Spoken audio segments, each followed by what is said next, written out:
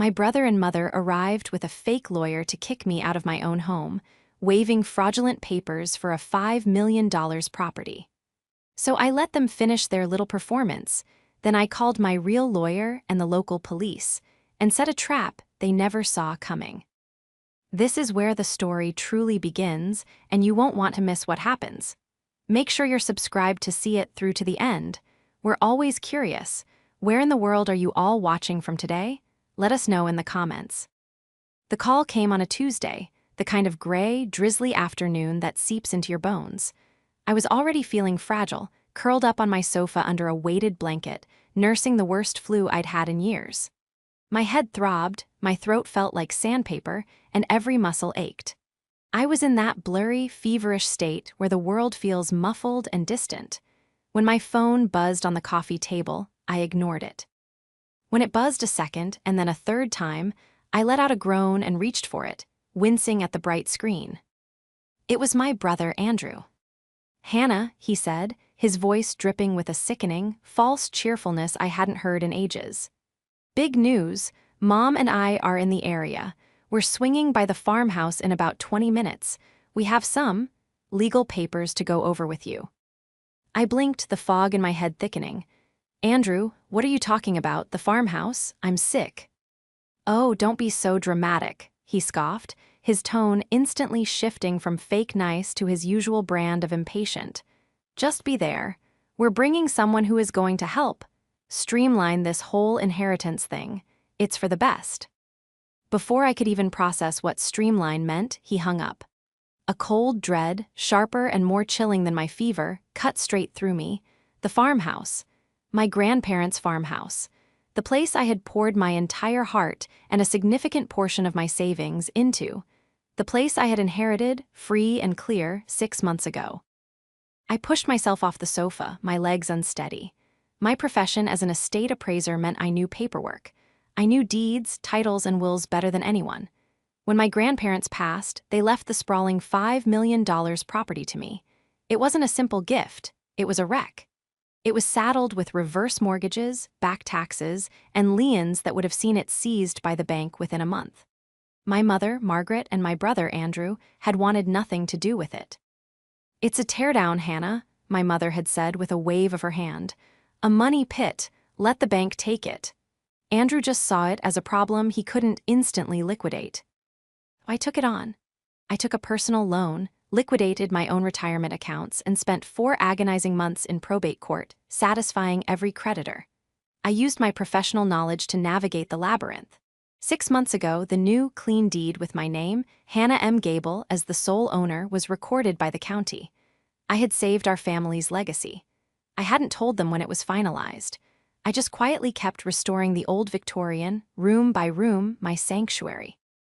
20 minutes later, a shiny, unfamiliar luxury sedan crunched up the gravel driveway. My mother, Margaret, got out of the passenger side, dressed in her Sunday best. Andrew bounded out of the driver's side, grinning from ear to ear, wearing a suit that was clearly too expensive for him. And from the back seat emerged a man I didn't know, carrying a cheap-looking briefcase. He looked less like a lawyer and more like a used car salesman. They marched up to my porch, Andrew leading the way. He didn't even knock, just shoved the door open. "Hannah, there you are, you look terrible." "I'm sick, Andrew," I repeated, clutching my robe tightly. "Well, this will make you feel better, or worse. Depends on how you look at it," he said with a little laugh. He motioned to the stranger. "This is Mr. Peters. He's our legal counsel.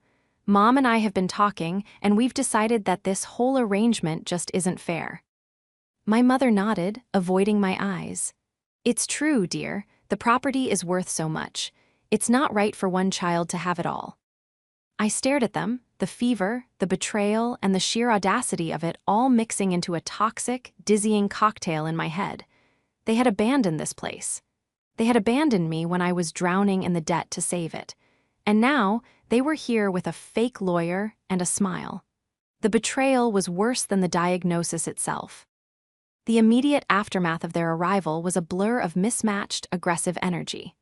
My head was pounding, but their voices were sharp, cutting through the haze of my fever. Mr. Peters, the lawyer, stood stiffly in my entryway, his eyes darting around the restored foyer with a greedy, appraising look that made my skin crawl. Andrew, on the other hand, was all manic energy, pacing the antique hardwood floors I had personally refinished, his hands gesturing W. "Ildly. You've done some work," Andrew commented, tapping a hand on the solid mahogany newel post. "Good, good, that'll save us some trouble." "Us," I managed to croak, leaning against the doorframe for support. My entire body felt weak, but a new, cold anger was starting to build beneath the illness. "Yes, us, Hannah," my mother, Margaret, said, finally looking at me. Her expression wasn't one of concern for her sick daughter, it was one of impatient resolve. It was the same look she got when she was trying to return an item without a receipt. "Andrew has a new business venture, a big one, and he needs capital. This house, this land, it's the capital." "So you're just going to take it?" I asked, my voice small. "Don't be dramatic," Andrew snapped. "We're not taking it, we're reallocating it. Mr. Peters has the papers." The man in the cheap suit stepped forward and clicked open his briefcase. He pulled out a sheaf of papers with a theatrical flourish. "Ms. Gable," he said, his voice a gravelly baritone that sounded rehearsed. "We have here a motion to contest the probate ruling, based on undue influence and, unequal distribution of familial assets." My mind, though foggy, snagged on the words. As an estate appraiser, I knew the legal jargon. Undue influence, unequal distribution. The probate was closed 6 months ago. The contest window is long gone, and you would have had to be part of the original probate case, which you weren't. You both signed waivers disavowing any interest. Andrew's smug smile faltered for a second. He looked at Mr. Peters, who quickly recovered. "Ah, but this is a new filing," Mr. Peters said, holding the papers out to me. "A family settlement, see? Your mother as co-heir to the original estate." "She wasn't co-heir," I interrupted, my voice gaining a tiny bit of strength. "Grandma's will was specific. It was left to me. You both saw the will." "The will you probably tricked her into signing," Andrew shouted. "I was in a different state when she signed it, Andrew," I said, the cold anger rising. "I was in college." "Enough," Margaret said, stepping forward. "Hannah, this is how it's going to be. We are moving forward. This is what's fair. Andrew deserves his chance. We're giving you until Friday to clear out your personal things. The movers will be here on Saturday. Be reasonable." They stood there, the three of them, a united front of pure, unadulterated greed. My mother, my brother, and this charlatan. They were trying to steamroll me, counting on my illness and my accommodating nature to make me crumble. I just stared at them. I felt the heat of the fever, the ache in my bones, and the crushing weight of their betrayal. I wanted to scream, to cry, to throw them out. But as I looked at the sloppy formatting on the papers Mr. Peters was holding, at the way Andrew couldn't meet my eyes, at the stubborn set of my mother's jaw, something in me clicked. I let out a small, dry cough, which turned into a laugh. It was a weak, wheezing sound, but it was a laugh. They all stared at me. "What's so funny?" Andrew demanded. I pushed myself off the doorframe, a new, icy calm settling over me. I looked past them, through the foyer, and into the dining room where my grandfather's old desk sat. On it was a simple, leather-bound folder. "Nothing," I said, my voice hoarse. "Nothing at all, you reminded me of something. You're right, we should be fair." I held up a hand as Mr. Peters tried to shove the papers at me again. "I'm not signing anything today, I'm sick. You said yourself I look terrible. Leave the papers. I'll have my lawyer look at them." My words were a lie, but they were the right lie. It was a strategic retreat. Andrew looked triumphant. "Fine, have your little lawyer look, it won't matter. These are solid, we'll be back. Friday, Hannah, be gone." They turned and left. I watched them pile back into the sedan, Andrew patting Mr. Peters on the back. The car spun on the gravel and sped down the drive. I locked the deadbolt, my hand shaking. I stumbled back to the sofa and collapsed, the adrenaline fading, leaving me weaker than before. I was alone, sick, and my family was trying to steal my home. But as I drifted off into a feverish sleep, one thought kept repeating in my head, a tiny, hard kernel of an idea. They were so focused on the inheritance. They were so focused on the will. But they had forgotten one crucial thing. They had forgotten what I do for a living. To understand my mother and brother, you have to understand my grandparents. They were products of the Depression, tough, frugal, and fiercely self-reliant. They built their farm and their fortune from nothing. My grandfather was a man who believed in sweat, and my grandmother was a woman who believed in sense. They loved me, and I adored them. I spent every summer of my life at this farmhouse, learning to mend fences, to balance ledgers, and to appreciate the value of a solid foundation. I was the quiet one, the responsible one. The one who went to college and built a respectable career as an estate appraiser, a job that required meticulous attention to detail and an understanding of value, both monetary and historical. Andrew was Andrew. He was the golden boy, the charmer. He could talk anyone into anything, but he never followed through. He was a black hole for my mother's money and attention. His life was a string of almosts. The app that almost got funded, the crypto that almost boomed, the startup that almost had a buyer. He was 33 years old and had never held a real job, always living off Margaret's dwindling retirement and his own inflated sense of impending greatness. My mother, Margaret, enabled it all. She saw Andrew's failures as near misses and my success as luck. In her eyes, the scales were unbalanced. My stability wasn't something I had earned, it was something I had. And what I had, I should be willing to share, or rather to give to Andrew, who needed it more. This dynamic had defined our lives. When my grandparents got sick, I was the one who managed their care, paid their bills, and held their hands. Andrew was too busy with a critical launch phase. My mother was too emotional to handle the details. When they passed and the will was read, I was as shocked as anyone. They had left me everything. The house, the land, the accounts, and the crushing mountain of debt they had hidden from everyone.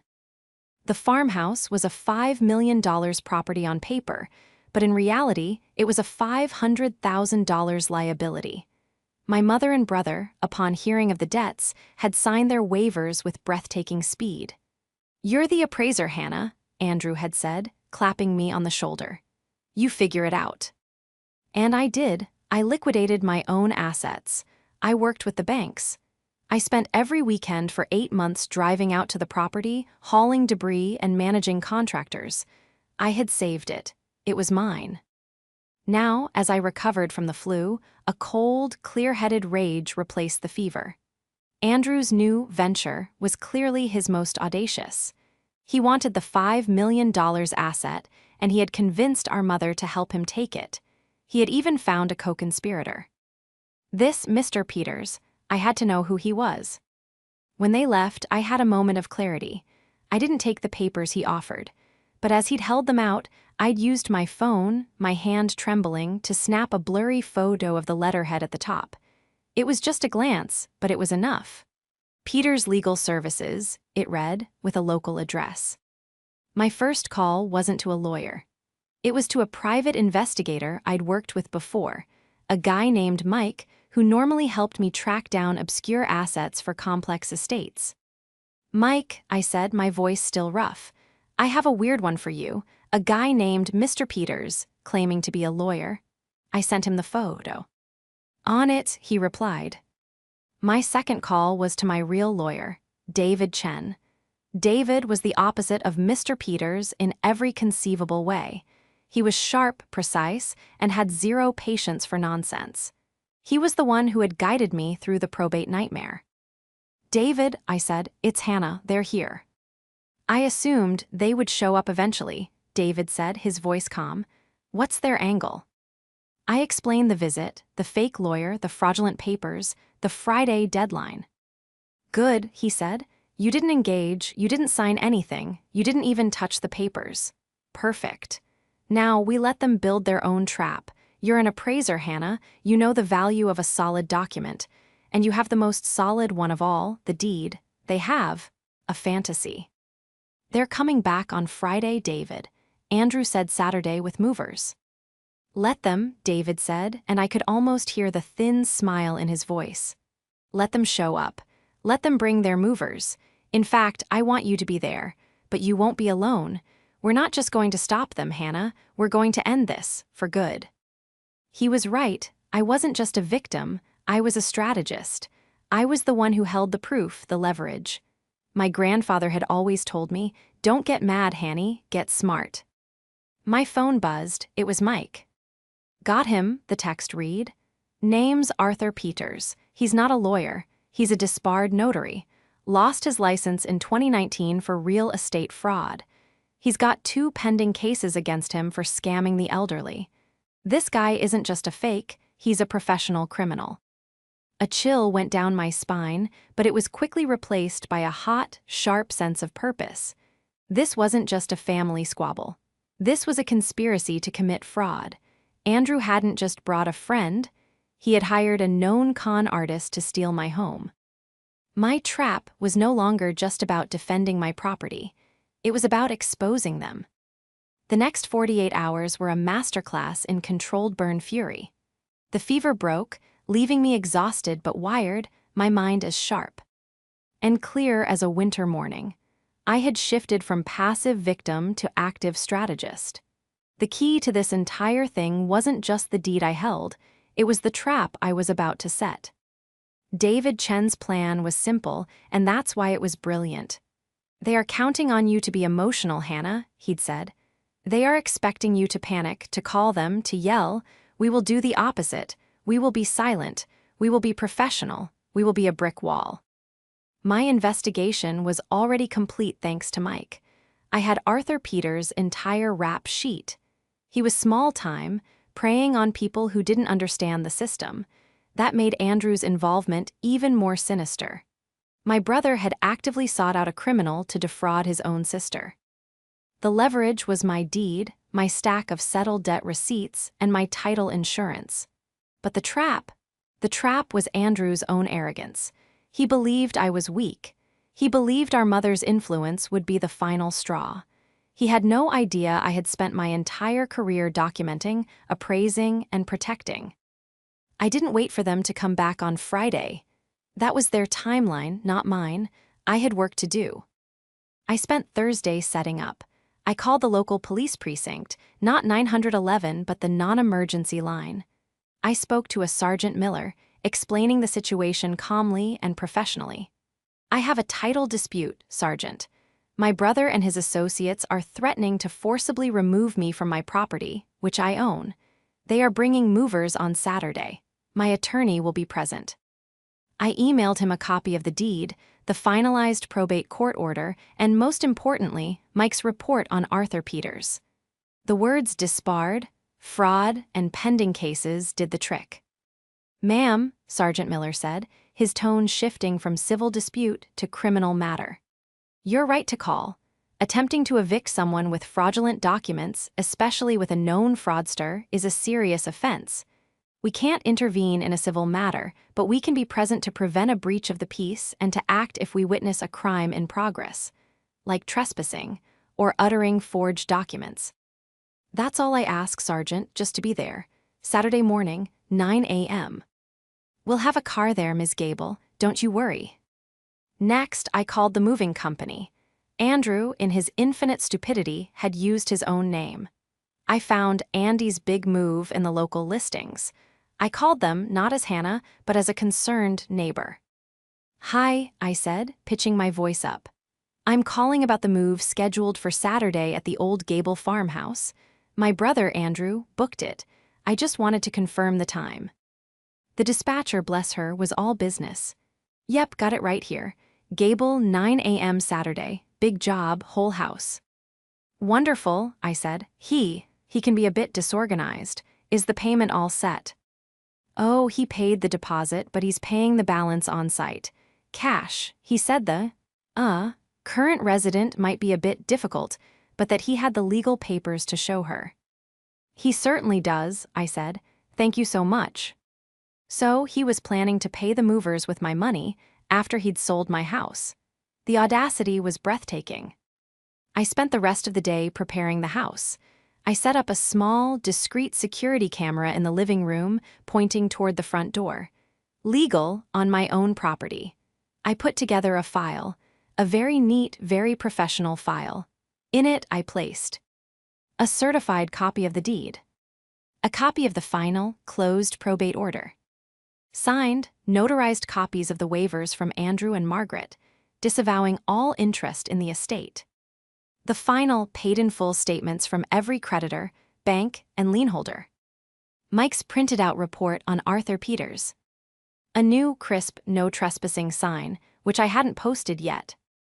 I felt powerful. The fever was gone, the fear was gone. I was an appraiser, and I had appraised the situation. The value of their claim was 0. Friday came and went. I didn't hear a peep from them. They were letting me stew, I imagined.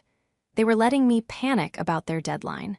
I spent the day drinking tea and calmly packing a small overnight bag just in case. Not because I thought I'd have to leave, but because I knew that after Saturday I would want a break. I'd go to a spa. I'd earned it. Friday evening, I was sitting on my porch, watching the sunset paint the fields gold and purple when my phone rang. It was Andrew. Well, he barked no hello. Well, what, Andrew? I asked calmly. Don't play dumb. Did your lawyer look at the papers? I'm afraid I was too sick to get them, Andrew. You never actually gave them to me, remember? You just waved them in my face. I heard him huff. It doesn't matter. You got the message. This is your last night. The movers are coming at 9. I expect you and your junk to be gone. Mom and I are being generous, giving you the weekend. And Mr. Peters, is he coming too? I asked, a little thrill running through me. Mr. Peters's work is done. He's on retainer, Andrew said, clearly puffing himself up. This is a family matter now. Just be out, Hannah. Don't make this harder than it has to be. I have no intention of making this hard, Andrew, I said, my voice as smooth as glass. In fact, I plan to make it very, very easy. Good, for once you're being smart. See you tomorrow, he sneered and hung up. I smiled, took a sip of my tea, and called David Chen. They're confirmed, 9 a.m. Excellent, David replied. I'll be there at 8. Sergeant Miller will be there at 8:30. You just relax, Hannah. The board is set. They just have to walk into the checkmate. The anticipation was almost unbearable. I barely slept, not from fear, but from a kind of righteous, electric energy. This was the moment I was taking my life back.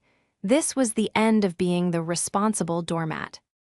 The first confrontation was about to happen. I knew they were expecting me to be in tears, frantically throwing clothes into boxes. They were expecting me to be weak. They had forgotten, or perhaps never known, that I was my grandfather's granddaughter. And he never, ever backed down from a bully. When they showed up, I planned to be sitting on the porch, drinking coffee, as if I were waiting for a friend. My casual demeanor would be the first blow. My words, "You might want to read the name on the title again," would be the second. I had planned to say it on Friday, but this was so much better. Letting them show up with the movers. Letting them escalate this to a public, undeniable spectacle. It was a strategic masterstroke. I laid out my clothes for the next morning. A crisp, professional navy blue pantsuit. I was going to my own home, dressed not as a victim, but as the owner. The appraisal was done. The value was set. And my family's fraudulent claim was about to be proven utterly, definitively worthless. Saturday morning dawned bright and painfully clear, the kind of beautiful autumn day that felt like a mockery of the coming storm. I was up at 6, showered and dressed in my navy blue pantsuit. I felt like a general preparing for a siege, not a woman about to be evicted from her own home. By 7:30, I had a fresh pot of coffee brewing, and I sat at my restored kitchen table, calmly reviewing the file I had prepared. Each document was a bullet, and I had a full magazine. At 8:00 a.m. sharp, David Chen's immaculate gray sedan pulled up the drive. He got out, carrying a sleek leather briefcase, and nodded at me with a grimly satisfied smile. "Hannah, you look well, ready." "More than ready," I said, handing him a mug of coffee. "Good, Sergeant Miller just texted. He and Officer Rivas will be parked at the end of the road at 8:30. They'll be out of sight, but they'll be listening on a monitored line. They'll roll in the moment Andrew and his crew refuse to leave. It's the perfect legal trap setup. What about the movers? I asked. They're just civilians caught in the crossfire, David said. We treat them politely. We show them the paperwork. They will leave. Their company's insurance doesn't cover aiding and abetting felony fraud. At 8:32, a marked police cruiser drove slowly past the entrance to my driveway and parked on the county road, just behind a stand of old oak trees. They were invisible from the house, but their presence was a comfort. The next 30 minutes were the longest of my life. I stood by the living room window, watching the empty road. David sat at the table, calmly sipping his coffee as if he were waiting for a routine client meeting. At 8:59 on the dot, it began. First, a massive yellow moving truck, Andy's big move, rumbled up the long driveway. It looked absurdly large against the backdrop of the Victorian farmhouse. It parked in the middle of my gravel turning circle, and two men in matching jumpsuits got out, looking around confusedly. Seconds later, my mother's beige sedan pulled in behind it. My mother, Margaret, got out of the passenger side, already looking tense. And then, my brother, Andrew, emerged from the driver's seat. He was wearing his deal-closing suit, the one he'd probably bought with our mother's credit card. He clapped his hands together and strode toward the movers, radiating a false, booming confidence. "Morning, fellas," he shouted. "This is the place. We're doing a full clear-out." Then he saw me, standing on the porch. David Chen was at my side, briefcase in hand. Andrew's step faltered. His grin flickered. He hadn't expected me to be waiting. He definitely hadn't expected me to be dressed in a suit, looking like I was about to close a multi-million-dollar deal. And he absolutely, 100%, had not expected David Chen. He didn't know David, but he knew David looked expensive. "Hannah," Andrew called out, recovering his bluster. "Who's your friend?" "This is my attorney, Andrew," I said, my voice carrying clearly in the morning air. Margaret, hearing this, hurried over, her face a mask of indignation. "A lawyer? Hannah, you're making this so difficult. We're your family." "Which is why I thought I'd need legal representation," I said coolly. Andrew scoffed, turning to the movers who were standing awkwardly by their truck. "Don't mind them. She's just being difficult, like I told you. We have the paperwork." He marched right up the porch steps, trying to push past me. David Chen stepped silently in front of him, blocking his path. David was half a foot shorter than Andrew, but had the presence of a mountain. "I would not do that if I were you, Mr. Gable." "And who are you?" Andrew sneered. "I am David Chen. I am Ms. Gable's legal counsel," David said, his voice quiet but laced with steel. "And you are trespassing." "Trespassing?" Margaret shrieked. "This is our family home." "No, Margaret," I said, stepping forward. "It's my home, and this is the last time I'm going to say this politely. You, your son, and these gentlemen," I nodded to the movers, "need to leave. Now." "We're not going anywhere," Andrew shouted, his face turning red. "We have the papers. We have the court order. You're out, Hannah. You lost." He pulled a crumpled, familiar-looking sheaf of papers from his suit pocket, the same fraudulent documents from Mr. Peters. This was it, the moment of irrefutable proof. "A court order?" David said, his voice dangerously soft. "Please show me. I am an officer of the court. I am required to obey a lawful order." Andrew, thinking he'd won, shoved the papers at David. "See, it's all there. Motion to contest. Unequal distribution." David took the papers. He glanced at the first page, then the second. The movers were watching. My mother was watching. Andrew was watching, his chest puffed out. David looked up, his face blank. "Mr. Gable, this is a fascinating piece of creative writing, but it is not a court order. It's not even a valid filing. There's no case number. There's no judge's signature. This letterhead, Peters Legal Services, belongs to a Mr. Arthur Peters, a man who was disbarred in 2019 for real estate fraud, a man who has 2 pending cases against him for this exact kind of scam." The color drained from Andrew's face. Margaret's mouth opened and closed silently. But, Andrew stammered, "he's a lawyer." "He is a con artist," David said, his voice rising in volume, "whom you hired to conspire to defraud your sister, which is a felony. In fact," David held up the papers, "this document itself is an instrument of fraud. And by presenting it to me, an attorney, and to these gentlemen," he gestured to the movers, "in an attempt to steal this property, you have just committed a crime. In front of witnesses." "You can't prove that," Margaret cried, though her voice was shaking. "I can," I said. I stepped forward, holding my own file. "Andrew, Mom, you were right, I was being unfair. I should have been more transparent, so let's be transparent now." I turned to the two movers, who looked like they wanted to be anywhere else on earth. "Gentlemen, I am Hannah Gable, the sole legal owner of this property. Here," I handed them a copy of the front page of the deed. "That is my name. Here is the closed probate order, showing all assets transferred to me. And here," I handed them another sheet, "is the report on the man, Arthur Peters, who created those fake papers your client is holding." The lead mover read the page, his eyes growing wide. He looked at the disbarment, the fraud. He looked at Andrew. "Buddy," he said, "we're not doing this." "What, you have to?" Andrew yelled. "I paid the deposit. And you can have it back. We're not getting involved in this." He and his partner started walking back to their truck. "You can't go," Andrew screamed, running after them. "I'll sue you." "Go ahead," the movers shouted back. "But we're calling our boss, and he's gonna call the cops." "No need," David Chen called out, pulling out his phone. "They're already here." And on cue, the police cruiser, which had been silently pulling up the long driveway, flashed its lights.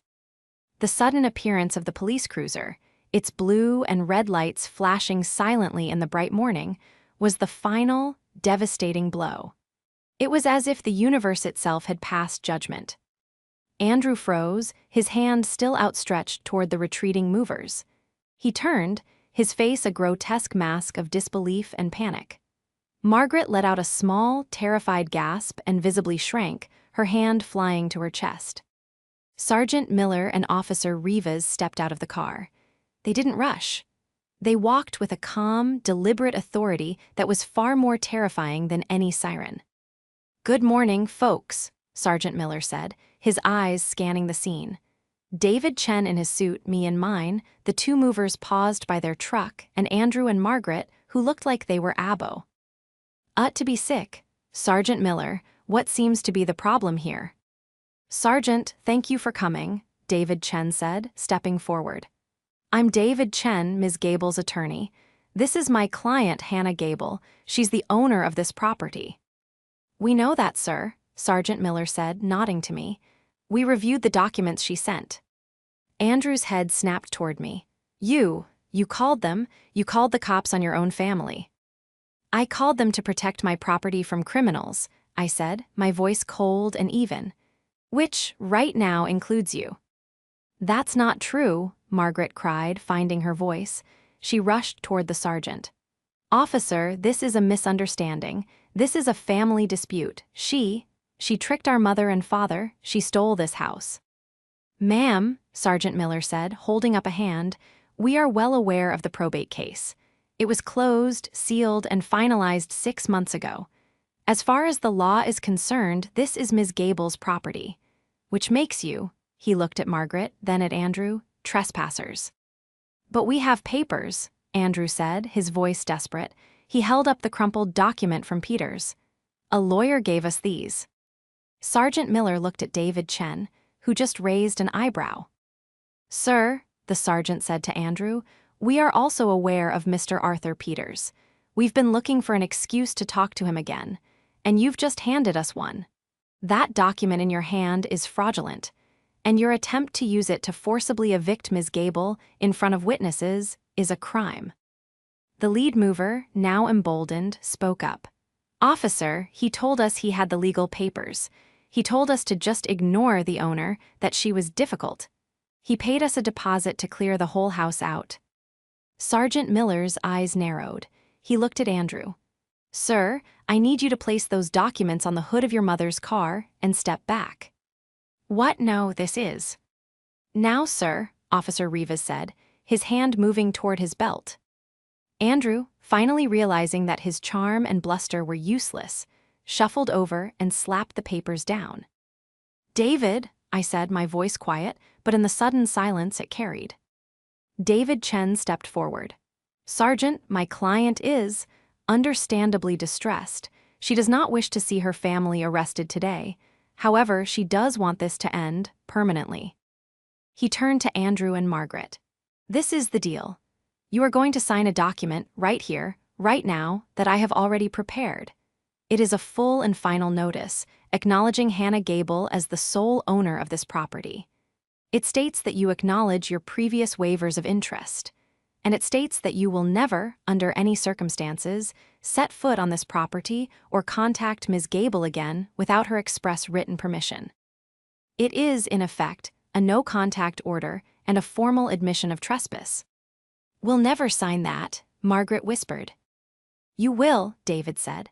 "Because if you don't, I will hand these fraudulent papers, along with the report on Mr. Peters and sworn testimony from these two gentlemen," he nodded at the movers, "to Sergeant Miller. I will advise my client to press charges for conspiracy to commit fraud, forgery, and attempted grand larceny. You, Andrew, will be the focus. But you, Margaret, as a co-conspirator, will not be immune. You will lose your retirement. You will both face a criminal trial." He pulled his briefcase onto the hood of Margaret's car, right next to the fraudulent papers. He clicked it open and pulled out a single, crisp document and a pen. "Or," he said, "you sign this, you get in your car, you leave, and you never come back. The movers will leave, the police will leave, and Hannah will be left in peace.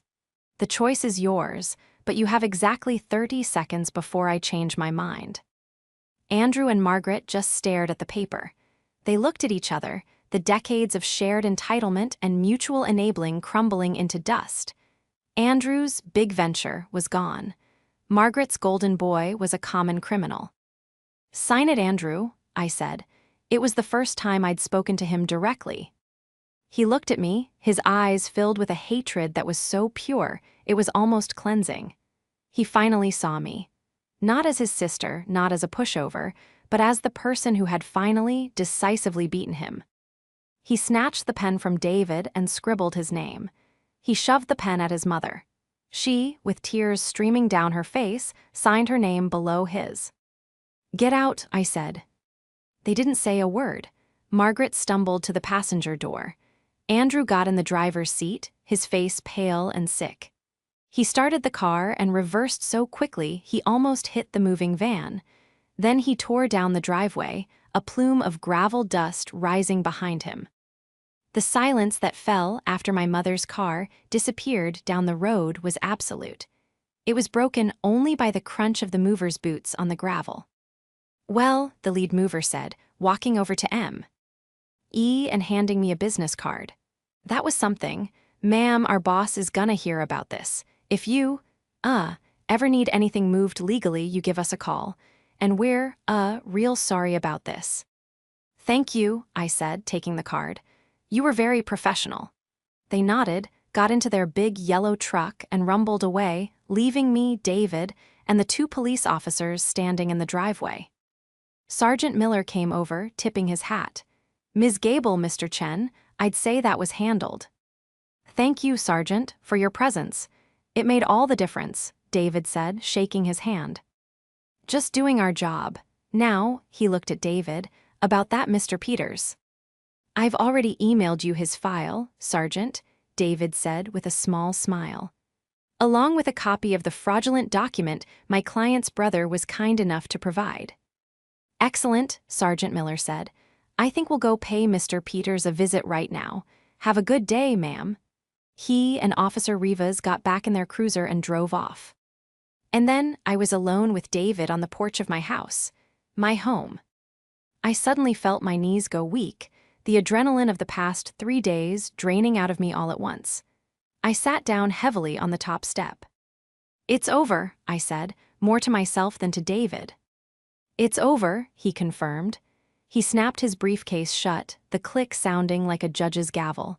"They won't be back. That document they signed is ironclad. If they so much as text you, it's criminal harassment." "What will happen to them?" I asked, looking out at the fields. To Andrew and Margaret? Nothing from you. You gave them a gift they didn't deserve, a clean escape. But the world they live in, it's not so forgiving. Andrew will have to find a new venture. Margaret will have to face the fact that her retirement is all she has. Their team is broken. That's a worse punishment for them than any jail time. He was right. Their codependent, toxic bond was all they had, and I had just exposed it for what it was, a partnership in failure. As for Arthur Peters, I saw his name in the news a month later. He was arrested, and thanks to the new evidence I had provided, his other fraud cases were reopened. He was facing serious time. Andrew had, in his stupidity, helped bring down his own con artist. I, on the other hand, began to heal. I used the money I had saved for my spa day to instead install a new, state-of-the-art security system. Not because I was scared, but because it felt like a good, solid investment. I went back to my work, appraising estates, but something was different. I found myself taking on cases for elderly clients, helping them set up ironclad wills and trusts, teaching them how to spot predators like Peters and like Andrew. I used my skills to protect others, to give them the peace of mind my grandparents had tried to give me. My house, my sanctuary, finally felt like it was truly mine. It wasn't just an inheritance, it was a victory. I had saved it from the banks, and now I had saved it from my own blood. Every restored floorboard, every clean pane of glass was a testament to my own strength. I was no longer the responsible doormat. I was the owner. I was the strategist. I was the one who, when faced with a fraudulent claim, had the good sense to bring in a real lawyer, the police, and a truly magnificent, unassailable deed.